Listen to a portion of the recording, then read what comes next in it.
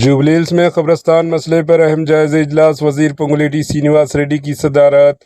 Jubilee Hills assembly حلقے میں minority برادری کو درپیش قبرستان کے دیرینہ مسئلے اور سرکاری اراضی کے تحفظ کے حوالے سے ایک اہم جائزہ اجلاس منعقد ہوا۔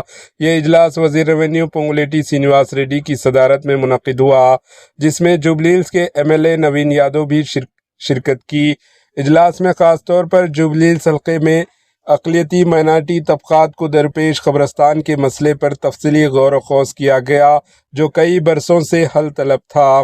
وزیر موصوف نے واضح کیا کہ سرکاری زمینوں کا تحفظ حکومت کی اولین ترجیح ہے اور کسی بھی قسم کی غیر قانونی قبضے داری کو برداشت نہیں کیا جائے گا۔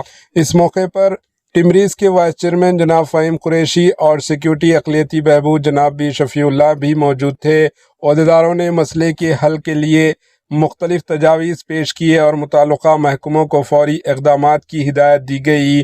وزیر پونگولیٹی سرینواس ریڈی نے یقین دہانی کرائی کہ اقلیتی برادری کے جائز مسائل کو ترجیحی بنیادوں پر حل کیا جائے گا اور قبرستان کے مسئلے پر جلد ٹھوس فیصلہ لیا جائے گا۔